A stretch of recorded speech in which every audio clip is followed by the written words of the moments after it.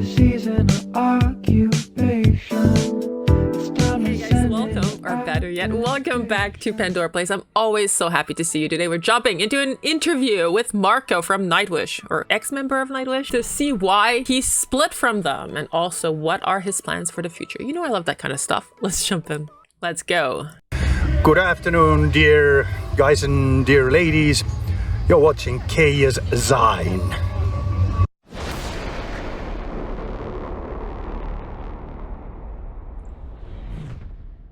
Okay, so hello everyone. Keija Zine is today here at Kuopio Rock in Kuopio, Finland, and we have the pleasure to talk to Marko Hietala. Very good afternoon. So, how's the summer been? Summer, it's been really hot. I've been spending most of it in Spain. Okay. Yeah, so at the coastline to Mediterranean, it's been 30, a little bit over. So it's still bearable, but I hear that in the inland you go over 40. Yeah, that's been, I guess, quite rough for the people. Yeah, I guess so. But anyways, yeah, I managed to get myself a kind of it was supposed to be a winter palace, but now I've been spending more time there. Okay. So, and now you have also made a comeback to States and played shows with Northern Kings as well as a solo show. So Indeed. How has it been? It's been really good. With the Northern Kings, I mean, it's over 10 years far that we've done anything together, and now that we got together, it's actually been really good fun. I mean, everybody's really relaxed, in good humor, and feeling good, and it's nice that when you have this heavy metal vocalist job tends to be pretty heavy, you don't really have to worry about the voice that much when there's 3 other guys to patch you up if you fuck up. So it's been sort of like very relaxed feeling to play those shows again. Yeah, and with the solo shows also it's been, yeah, very nice. It's, everybody who's been reading something about what I've been doing and not doing, know that I considered that I might not be coming back, but I did, and now it's fun.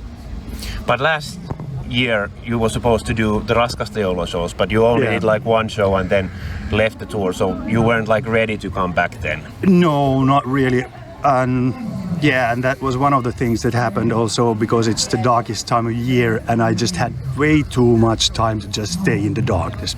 So I got really down and things went good. There was a lot of things still to be handled and taken care of and find the solutions and everything, which then all this started to unravel after the new year and the spring.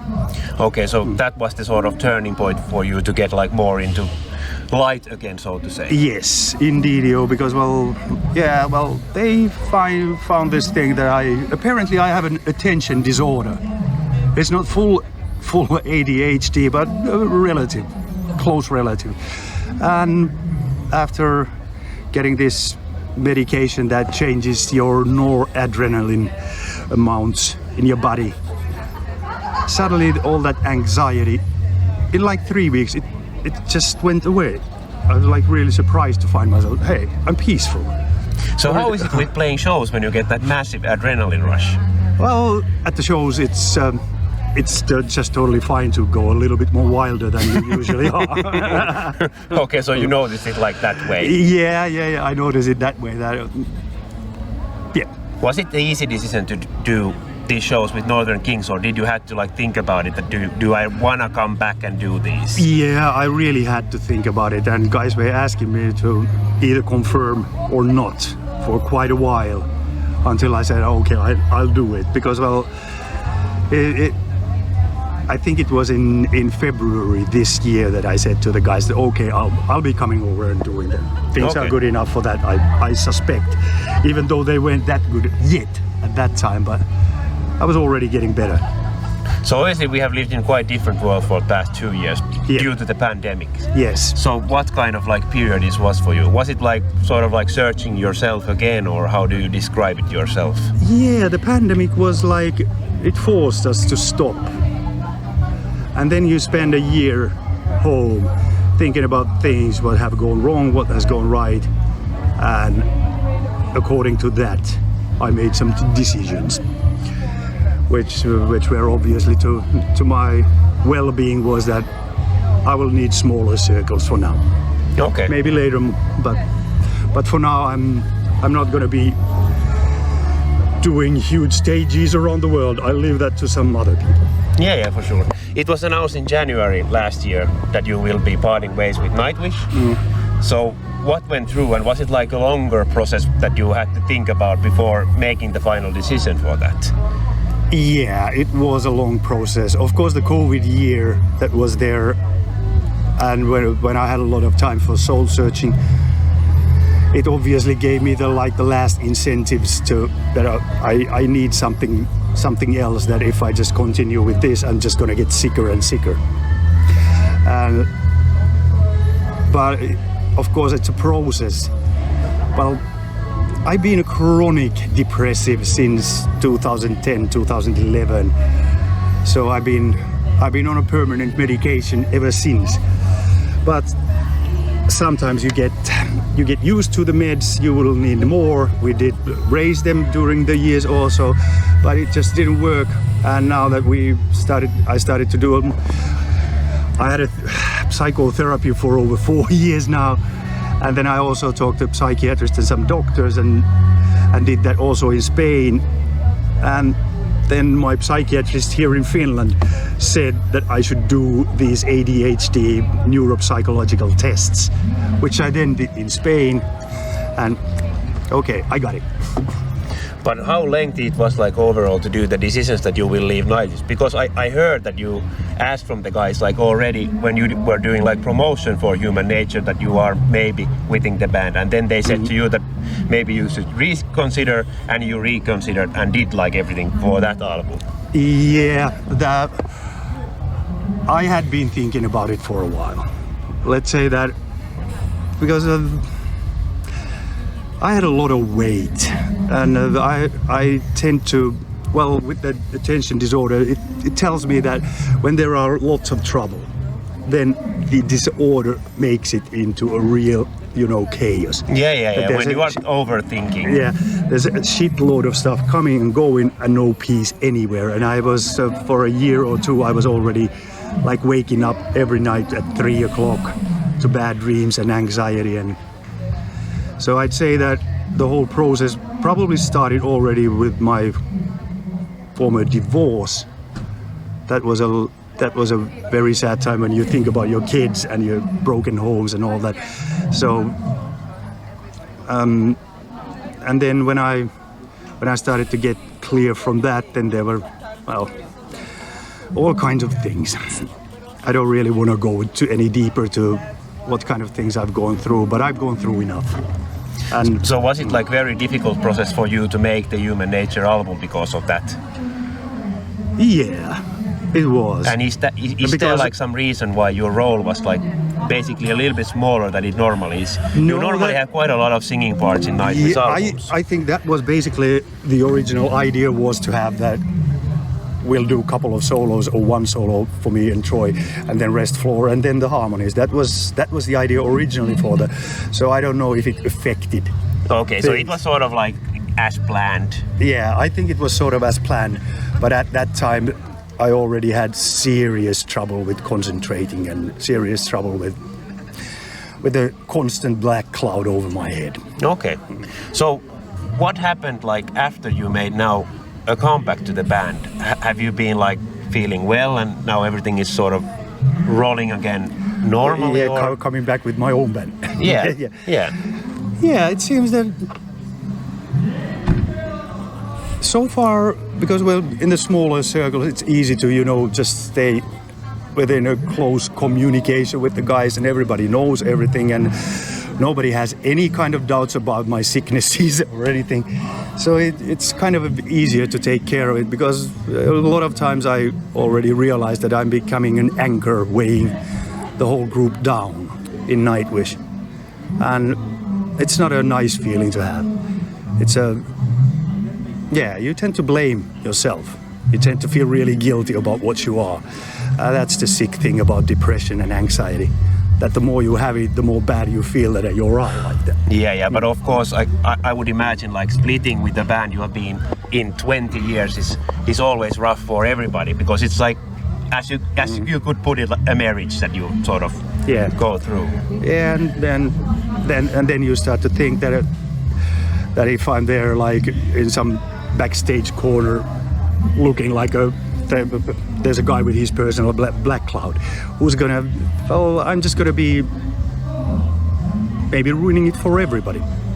So, but now you are focusing more on the positive side, solo stuff, doing Northern King shows, probably gonna be involved with the Raskasta Joulua again. That I suspect that I cannot leave that undone. Yeah. So, but how does like the overall future look? Have you been like creative on your own, or has it been like difficult to be creative on the pandemic time? No, not really. I mean, I've been writing quite a lot. There's a lot of lyrical stuff, and there's a lot of different pieces of music and riffs and choruses and verses that don't necessarily match into the same song. But all kinds of stuff there is, so solo album will definitely get a continuation sometime later. And you were happy with the first solo album. I guess you got very good feedback everywhere, and you did quite successful European tour for it. Indeedio, and the one thing that I really liked about the solo album myself, this is of course a little bit smug since it's my album, but the whole variety of different moods from one song to another. Yeah, it was very varied album. Yeah, and all the songs had good like different identity of their own. So I think we're gonna be going with the same kind of ideology that anything goes as long as we feel it's good. So do you already have some kind of timelining, or do you have like almost all songs ready, or are you not still really. like putting pieces together? Putting pieces together. There are a couple of songs on the hard disk that wouldn't probably take that long to actually finish. So something like Give a Taster, a single or something next winter, it's very much possible.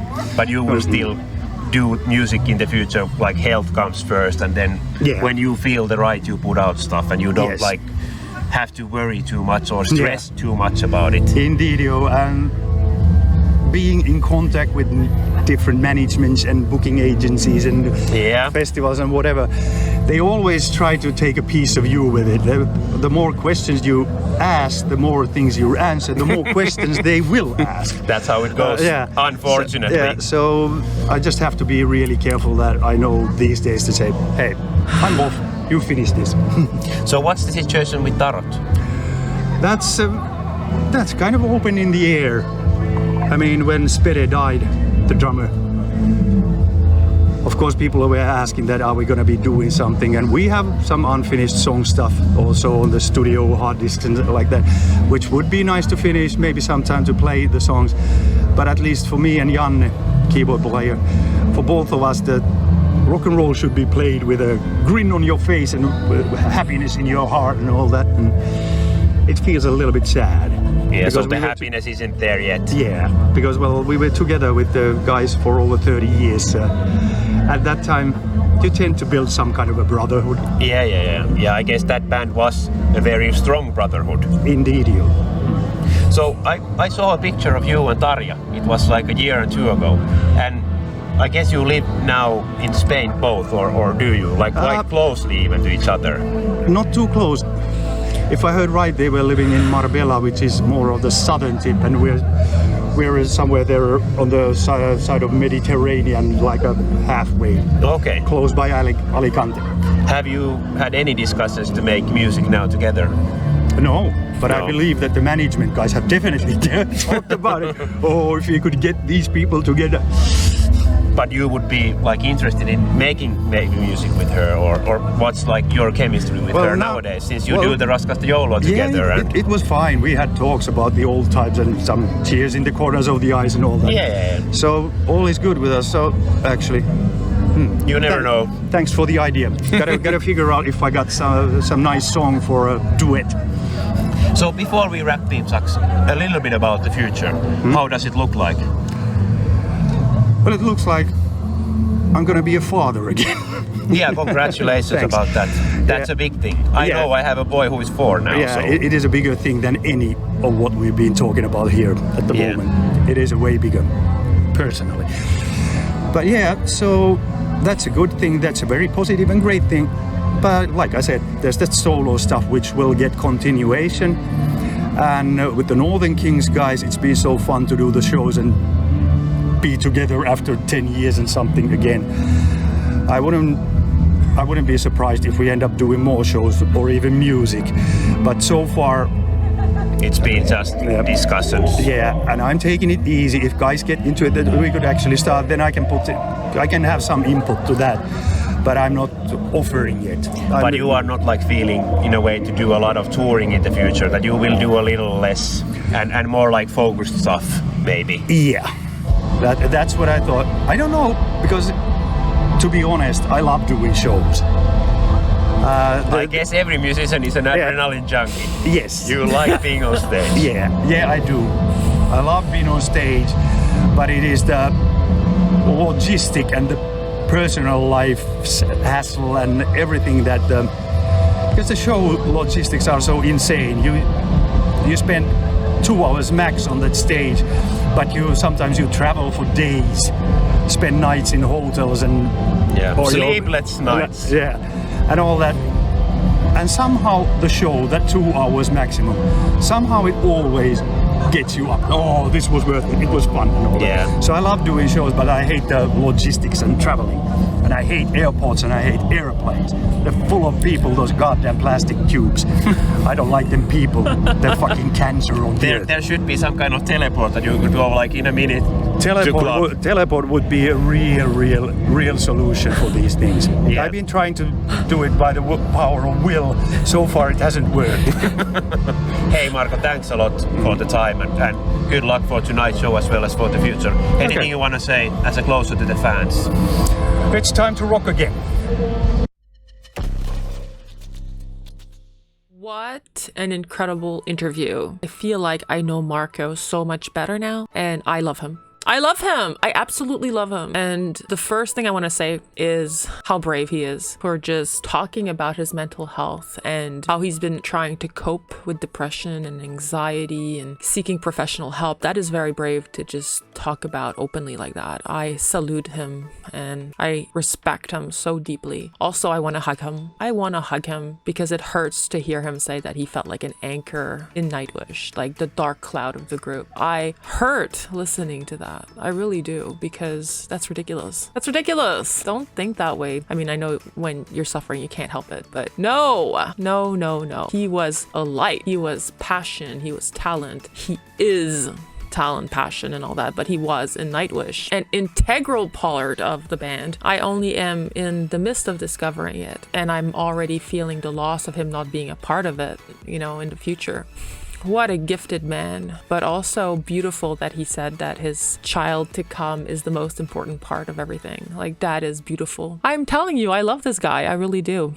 He's funny, he's down to earth, he's intelligent, he's a rocker with his adrenaline of concerts. I mean, I get it. I absolutely get it. I understand the whole not liking people but loving humanity, if that makes sense. Like, he doesn't like being surrounded by people, but he loves performing for them. It's interesting. During the interview, you could feel that moment where he was starting to feel anxious. You could feel it in his voice and the way he was holding his microphone, and I wanted to hug him. What an amazing interview. Can I say the guy that's doing the interview is on point? He's very good with his question and he's very good at bringing it back on topic, right? Sheesh, that guy. It takes a very intelligent man to keep an interview going. Very good at communication. Loved the interview. Really loved it. I'm gonna have to look up what else he's done, what other interviews with interesting people he's done, because he was great. Yes. If Marko has a page on YouTube or anywhere, send him some love. Tell him that he was not an anchor, that he was actually the best part, but one of the best part of Nightwish. Tell him that he's already missed. And I hope you enjoyed the interview as much as I did. It was a very great, interesting learning experience. And I shall see you at the next one. Bye, guys. Pick your season or argue.